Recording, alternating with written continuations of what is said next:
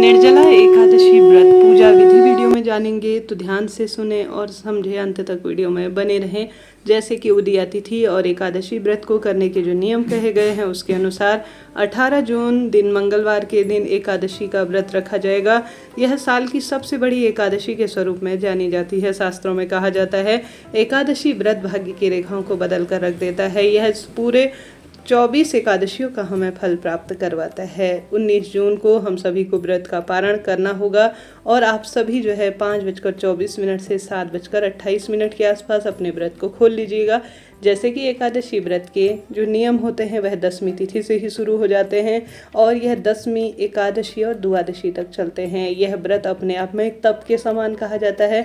गर्मियां जहां चरम सीमा पर है, इन दिनों किया गया व्रत वह भी निर्जल व्रत भाग्य की रेखाओं को प्रबल करता है और यह तपस्या के समान है। जब भगवान अपने भक्त को चुनते हैं तभी वह व्रत करने में समक्ष हो पाते हैं। ऐसे में आप सभी, हालांकि इस व्रत को निर्जल निराहार आपकी शारीरिक क्षमता नहीं है तो आप ना भी कर पाए। हालांकि शास्त्रों में तो विधान है कि हमें निर्जल ही इस व्रत को करना चाहिए, वह करते हैं तो यह शास्त्रों में अपने आप में एक बहुत विशेष कार्य हो गया है। परंतु शरीर साथ नहीं देता, गर्मी चरम सीमा पर है, तो इसे आप जैसे अन्य एकादशियों का व्रत करते थे उस अनुसार भी कर सकते हैं, परंतु व्रत को आप छोड़िएगा नहीं। देखिए जी, सबकी परिस्थिति अलग है। जैसे शास्त्रों में कहा गया है यथाशक्ति तथा भक्ति, जैसे शरीर साथ देता है, जैसे शक्ति है आप में, उसी अनुसार भगवान की भक्ति कीजिएगा। तो आप सभी के बस की नहीं है तो आप सभी जो है जैसा आपसे हो पाए उस स्वरूप में एकादशी करें, परंतु एकादशी का व्रत करना जरूरी है, कीजिएगा। अब पूजा विधि कैसे होनी चाहिए? सबसे पहले आप सभी को 10वीं तिथि पर ही बाल इत्यादि धो लेने हैं। एकादशी तिथि पर बाल इत्यादि ना धोए, क्योंकि आजकल बालों में केमिकल वगैरह बहुत आता है जिस कारण से हमारे व्रत इत्यादि खंडित होने का भय रहता है। तो एक दिन पहले ही आप सभी साबुन शैम्पू का इस्तेमाल करें, बालों को धो लीजिएगा।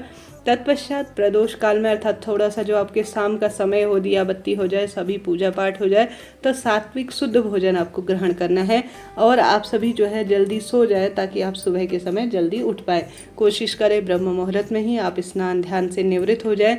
आप सभी को बाल, नाखून और जो प्याज, लहसुन, तामसिक चीज़ें हैं उनका परित्याग पूर्ण रूप से, कहने का अर्थ है बाल, नाखून इत्यादि 1-2 दिन पहले ही काट ले। एकादशी के दिन किसी भी स्वरूप में यह कार्य वर्जित कहे गए हैं। यह व्रत पूजा पाठ को खंडित करते हैं। दातुन इत्यादि भी आप व्रत का संकल्प लेने से पहले कर लीजिएगा और जब संकल्प ले लेंगे तो उसके बाद तो आप किसी भी स्वरूप में दातुन इत्यादि नहीं कर सकते हैं, इस बात का ध्यान रखें। तत्पश्चात आप सभी ओम नमो भगवते वासुदेवाय महामंत्र का जाप करते हुए ब्रह्म मुहूर्त में जो आपकी नियमित दिनचर्या है वह परिपूर्ण करने के बाद आप सभी को कोशिश करनी चाहिए कि आप सभी ब्रह्म मुहूर्त में जब भी आप जो है सूर्य उदित होने से पहले आवश्यक रूप से गंगा जल मिश्रित जल से स्नान कर लीजिएगा। स्नान करने के बाद आप सभी को अपने घर पर विराजमान श्रीहरि विष्णु और जो है राधा रानी या श्री कृष्ण भगवान के साथ जो भी स्वरूप उनके विराजमान आपने कर रखे हैं, लड्डू गोपाल इत्यादि की विशेष सेवा अर्चना करें। सबसे पहले आप सभी एक शंख में भरकर कच्चा दूध, एक तुलसी का पत्ता आपको डालकर श्रीहरि विष्णु के विग्रह स्वरूप को स्नान कराना चाहिए। बहुत शुभ और मनोकामना पूर्ति में यह सहायक उपाय जाना जाता है। इसके पश्चात आप सभी को दीप प्रज्वलित करना चाहिए। सुबह से लेकर शाम रात्रि तक दीप अखंड रूप से प्रज्वलित होता रहे तो यह भाग्य की रेखाओं को निश्चित ही प्रबल कर देता है। साथ के साथ आप सभी को आवश्यक रूप से इस दिन जो है विशेष तौर पर जैसे कि महादेव की भी पूजा करनी चाहिए। मंगलवार का दिन है, हनुमान जी की भी पूजा का विधान है तो वह भी आपको करने का प्रयत्न करना चाहिए। साथ के साथ आप सभी को जो है तुलसी की लकड़ी का दीपक लगाना भी बहुत भाग्य की रेखाओं को प्रबल करने वाला होता है, परंतु तुलसी में जल नहीं चढ़ाया जाता क्योंकि स्वयं माँ तुलसी जो है इस दिन व्रत करती हैं। आप सभी को विशेष तौर पर तुलसी में दीप लगाना चाहिए, कोई दिक्कत की बात नहीं है, दीपक लगा सकते हैं तुलसी माँ के समक्ष, परंतु जल ना चढ़ाएं, तुलसी की पत्ती ना तोड़ें। एक दिन पहले ही तुलसी की पत्तियाँ तोड़कर रख लीजिए ताकि आपके व्रत पूजा पाठ उपाय खंडित ना हो। जैसे कि श्री हरि विष्णु को 56 भोग भी अगर आप समर्पित करते हैं भोग स्वरूप, परंतु तुलसी माँ के बिना वह भोजन स्वीकार्य नहीं करते। ऐसी स्थिति में पहले से ही तुलसी आप तोड़कर रख लीजिए और उसे भोग स्वरूप जो भी आप बना रहे हैं, जो भी मीठा या जो भी चीज़ आप बना रहे हैं भगवान जी के भोग स्वरूप में, फलाहार इत्यादि, इन दिनों मौसमी फल इत्यादि हैं, वह भगवान जी के समक्ष आप रख दीजिए। जल का लोटा इत्यादि रखकर आप एकादशी व्रत की कथा का श्रवण करें। ओम नमो भगवते वासुदेवाय महामंत्र का जाप करें। साथ के साथ सूर्य नारायण भगवान को जल समर्पित करें और आप सभी विशेष तौर पर भूल चूक के लिए क्षमा प्रार्थी होते हुए जब व्रत शुरू करेंगे, पूजा शुरू करेंगे, उससे पहले आपको संकल्प जरूर से लेना चाहिए। ऐसा शास्त्रों में विधान है।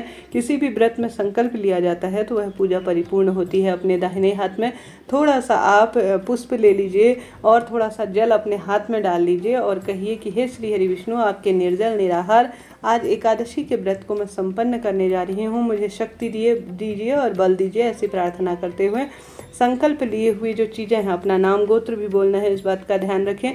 आज की तिथि अर्थात निर्जला एकादशी का स्मरण भी करें और वह सभी चीज़ें आप जमीन पर छोड़ दीजिए। तत्पश्चात भगवान जी को नमस्कार करते हुए आप सभी को विशेष तौर पर विधि विधान से पूजा कर लेनी चाहिए। इसके पश्चात अगर आप सभी से संभव हो तो पीपल वृक्ष की जड़ का आप सींचन करें और जो है विशेष तौर पर केले वृक्ष की सींचन करें, बेलपत्र वृक्ष का सींचन करें, बहुत लाभदायक माना जाता है।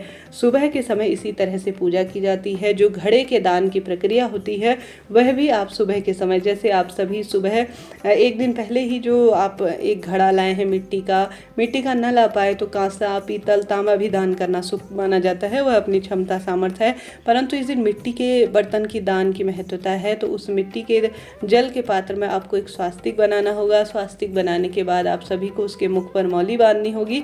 उसके अंदर थोड़ा सा शक्कर और आपको जल भर लेना होगा। शक्कर ज़्यादा नहीं डालना है, ध्यान रहे।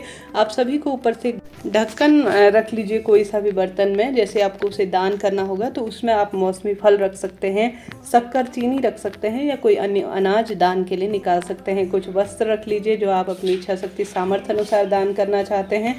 पंखा दान करना चाहते हैं तो वह रख लीजिए, जैसे जूता, चप्पल और साथ ही पंखा, कूलर इत्यादि भी कोई ठंड की वस्तु जो ठंडक प्रदान करे, उन चीज़ों का भी दान करने वाले होते हैं तो उन्हें भी पूजा स्थल पर आप सभी रख सकते हैं। उसके बाद आप सभी भगवान जी के समक्ष इसे रखें और कहें कि प्रभु आज मैं इसे दान करने जा रही हूँ, मेरे पितरों को भी इससे सुख प्रदान करें और मुझे भी इसका परम सुख प्रदान हो। ऐसी प्रार्थना करते हुए सुबह 1-1.5 घंटा भगवान जी के समक्ष रख दीजिए। उसके पश्चात आप सभी इसे ब्राह्मण जन को दान करने के लिए या निर्धन गरीब जन को दान करने के लिए देकर आ जाइएगा।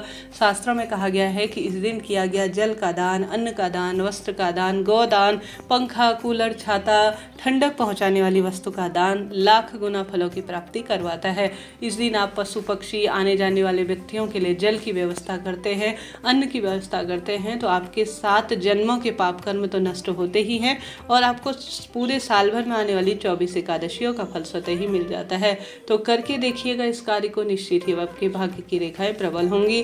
पूरे दिन भर में दान, पुण्य, भजन और प्रभु की स्तुति में ही अपना समय निकालें। रात्रि को जागरण करें। दूसरे दिन जो एकादशी व्रत खोलने का शुभ मुहूर्त बताया है, उस शुभ मुहूर्त में आप सभी जो है सबसे पहले स्नान इत्यादि से निवृत्त होकर तुलसी माँ की पूजा करें, भगवान जी की पूजा करें, ब्राह्मण देवता को भोजन कराकर या ब्राह्मण देवता को दान में देकर गौ माता की सेवा कर अपने व्रत का पारण कर लीजिएगा। यह व्रत कठिन है, परंतु अगर व्रत का आप संकल्प ले लेंगे ना तो आप व्रत कब पूर्ण करेंगे आपको पता भी नहीं चलेगा। भगवान जी इस कार्य को स्वयं ही पूर्ण कर देंगे।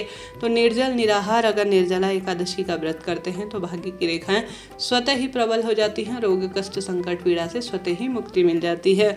तो करके देखिएगा, भाग्य की रेखाएं स्वतः ही आपकी चमक जाएंगी, रोग कष्ट संकट पीड़ा से मुक्ति मिल जाएगी। अगर आप सभी निर्जल निराहार व्रत नहीं भी रख सकते हैं तो आप सभी फलाहार या जल का सेवन कर भी व्रत रखने में कोई दोष नहीं है, परंतु व्रत आपको रखना है। इस तरह से जानकारी थी। वीडियो उपयोगी रहती है तो लाइक करें, शेयर करें, सब्सक्राइब करें, कमेंट्स में हर हर महादेव लिखना ना भूलें।